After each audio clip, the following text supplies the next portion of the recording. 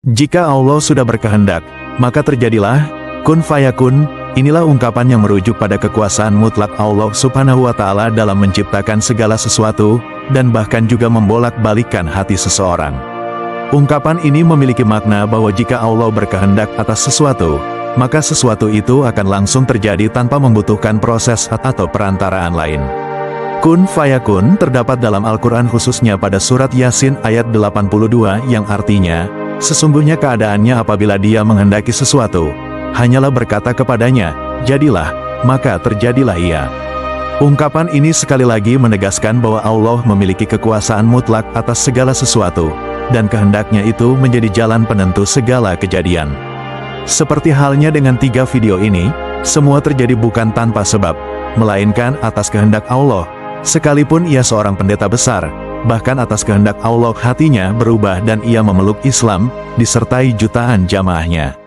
Richmond adalah seorang pendeta dengan 100.000 pengikut di Afrika Selatan. Ia telah mengabdi di gereja Korintus selama 15 tahun. Tapi pada suatu malam, Richmond tidur di sebuah ruang kecil di belakang gereja. Tiba-tiba ia mendengar suara goib yang menganjurkan dirinya dan ratusan ribu pengikutnya untuk memakai pakaian serba putih seperti kaum muslimin. Anehnya, Richmond mengalami mimpi tersebut setiap malam berulang kali dan dengan nada yang semakin mendesak. Lalu Richmond pergi ke gereja dan memberitahu ribuan pengikutnya tentang mimpi itu. Luar biasanya, 3 bulan selanjutnya, tanpa pikir panjang Richmond beserta 100.000 pengikutnya itu mengucapkan syahadat di dalam gereja yang sama. Mereka secara berjamaah masuk Islam. Pengikut saya mendukung apa yang saya katakan. Lalu berbondong-bondong ribuan saudara muslim lainnya mendatangi kami dan merangkul kami, ujar Richmond seraya menangis tak kuasa menahan haru. Mualafnya Richmond yang berganti nama menjadi Ibrahim Richmond beserta 100.000 lebih pengikutnya kontan membuat geger publik Afrika Selatan. Bahkan Raja Arab Saudi, Salman bin Abdul Aziz Al Saud langsung mengundang Ibrahim dan pengikutnya yang terus bertambah menjadi jutaan untuk berhaji gratis ke Makkah. Ibrahim mengaku bahwa Allah Subhanahu wa Ta'ala, Tuhan yang sesungguhnya di alam semesta ini telah memudahkan baginya menentukan pilihan hidup dan melakukan perjalanan suci haji ke Makkah penuh keajaiban tanpa kendala. Saya sangat senang dan bersyukur atas semua rahmat ini, ucap Ibrahim yang terus-menerus menangis saat perjalanan spiritualnya di Makkah didokumentasikan oleh Kementerian Informatika Saudi Arabia.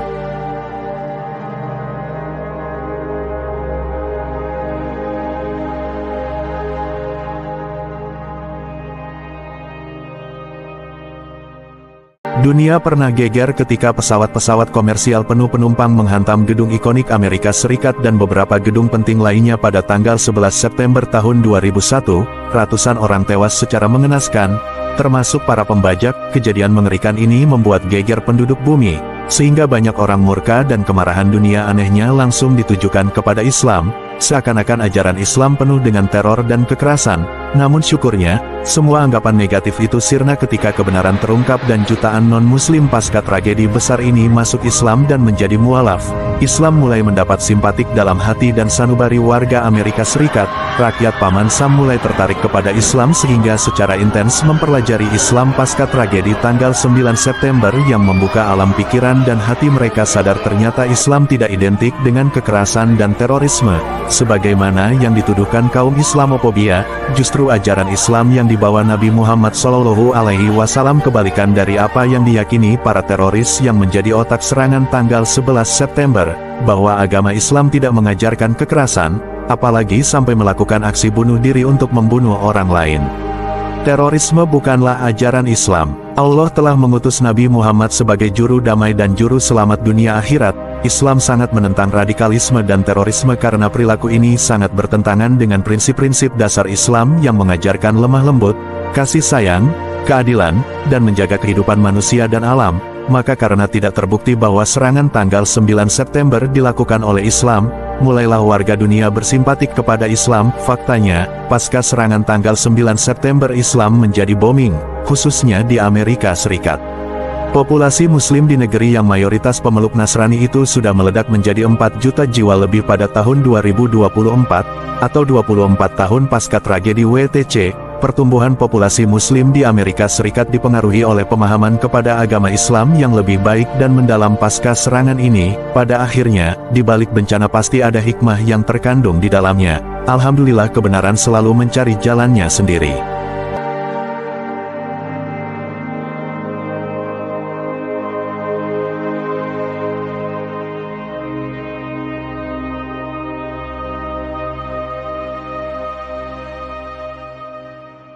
Kalau Allah sudah berkehendak, maka jadilah. Begitulah yang dialami seorang pendeta papan atas di Amerika Serikat. Beliau adalah Dr. Gerald Deck, seorang profesor spesialis perbandingan agama lulusan universitas terkemuka dunia Harvard University. Secara mengejutkan memeluk Islam dan menggemparkan publik paman Sam dan membuat sebagian pengikutnya ikut masuk Islam. Gerald Dirk semula adalah pendeta diaken gereja Methodist Denver yang sangat aktif melakukan penelitian perbandingan agama atau teologi.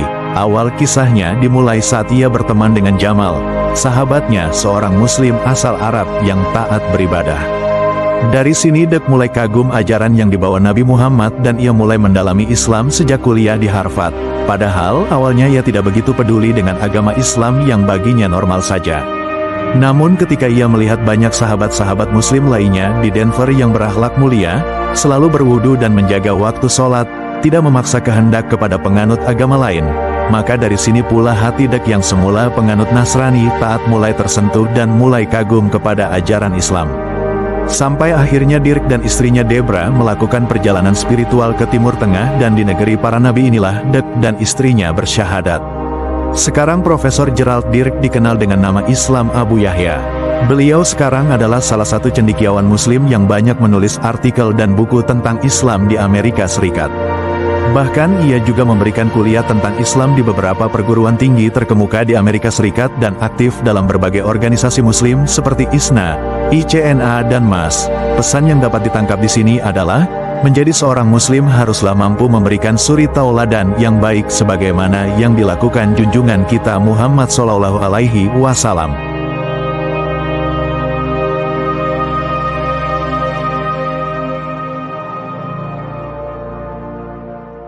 Inilah tokoh kelas kakap Yahudi pada masa Nabi Muhammad SAW yang masuk Islam dan keislamannya menggemparkan kota Madinah di masa itu.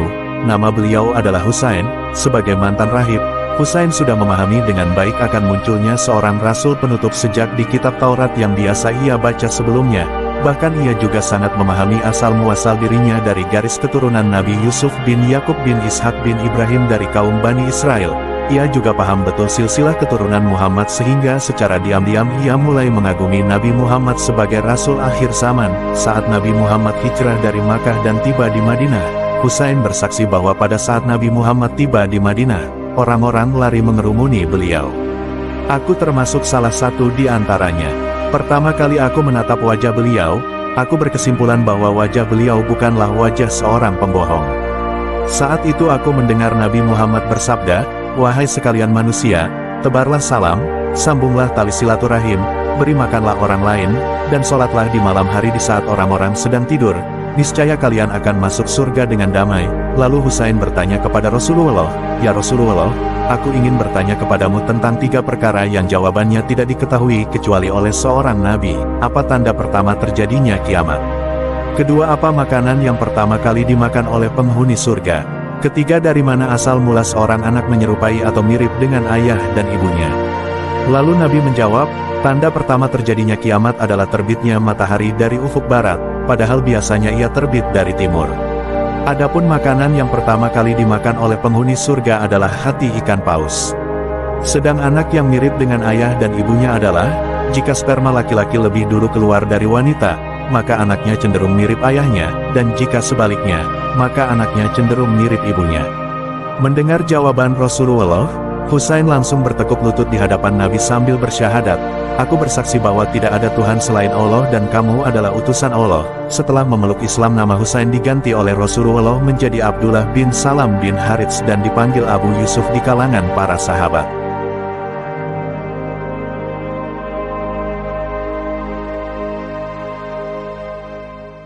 Ketika di akhirat kelak, di saat semua umat manusia dikumpulkan, tak terkecuali umat Nabi Isa yang di mata umat Nasrani disebut sebagai Yesus. Maka Allah pun mengajukan pertanyaan kepada Nabi Isa alaihi salam sebagaimana termaktub dalam Al-Quran Surat Al-Maidah ayat 116. Wahai Isa putra Maryam, apakah engkau mengatakan kepada orang-orang, jadikanlah aku dan ibuku sebagai dua Tuhan selain Allah? Lalu Isa menjawab, Maha suci engkau, tidak patut bagiku mengatakan apapun yang bukan hakku. Jika aku pernah mengatakannya, tentulah engkau telah mengetahuinya. Engkau mengetahui apapun yang ada pada diriku, dan aku tidak mengetahui apapun yang ada pada dirimu. Sungguh, engkaulah yang maha mengetahui segala yang gaib. Seketika itu, seluruh umat Nabi Isa atau Nasrani atau Kristen menangis sejadi-jadinya dan mereka sadar ternyata Isa putra Maryam bukanlah Tuhan, melainkan Nabi dan Rasul Allah yang menyembah Allah Subhanahu wa Ta'ala. Kisah luar biasa dialami seorang pendeta asal Rusia bernama Vladimir Ugryumov.